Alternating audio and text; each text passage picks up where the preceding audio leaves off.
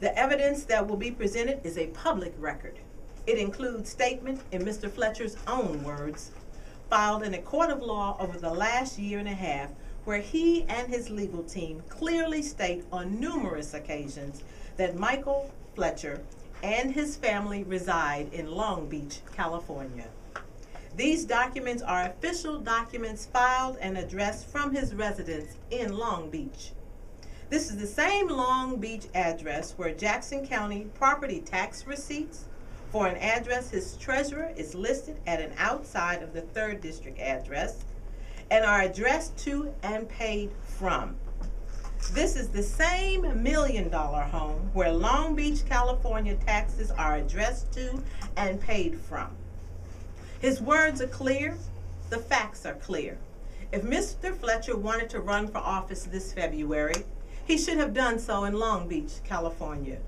Here in the 3rd District, the East Side, and the historic Northeast, our people work hard to make ends meet and seek to provide their kids every chance possible to achieve their dreams. They may not have as much money in their bank account as Mr. Fletcher's $1 million neighbors in Long Beach, but that doesn't mean he should treat them as fools. We're not fools in the 3rd District. It couldn't be more obvious. While Michael Fletcher claims to live in while Michael Fletcher claims to live in Kansas City, while campaigning for city council just last month, the Missouri Attorney General's office had to spend taxpayers' dollars arguing against Mr. Fletcher's request to transfer an appeal to Long Beach, California. In it, Mr. Fletcher argues that it is a financial and personal burden for him to travel to Missouri away from where he and his family reside. This is just one of many documents that we have today calling for Mr. Fletcher to be removed from the ballot in the best interest of our electoral process and out of respect for the laws that govern our elections. I am also calling for him to do the right thing in agreeing to take responsibility for his actions by stepping out of this election so that our taxpayers are not misled and tax dollars are not spent having to print another version of the ballot without his name on it at a later date. It is time for him to be honest with the voters of the 3rd District, taxpayers across Kansas City, organizations that may have chosen to endorse him, and donors that have already given to him. For the reporters here today, I wanted to be very clear. This is not about some personal fight, and it should not be treated as such.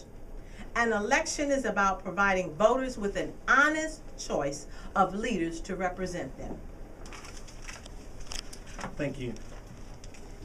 I'm Jermaine Reed, candidate for City Council and a resident of the 3rd District. And for me, this is about the citizens of the 3rd District. It's about ensuring that they are represented by someone that has a vested interest in our community. As a lifelong resident, I know that for far too long, we have been marginalized. And for far too long, the 3rd District residents have been seen as 2nd and 3rd priority. And I understand that our friends and neighbors are looking and seeking a serious candidate, one that understands their needs and concerns, and that will bring about positive change and action. And I believe that it's frankly time that we end the waiting games. The 3rd District can afford to put its money on people that are just passing through. We have done it for far too long. And this is not a 9-to-5 job. This is a total commitment. This is about business. This is about nothing personal. This is about business. We can't have a person that's representing us that will be here Monday through Friday and not here on Saturday through Sunday.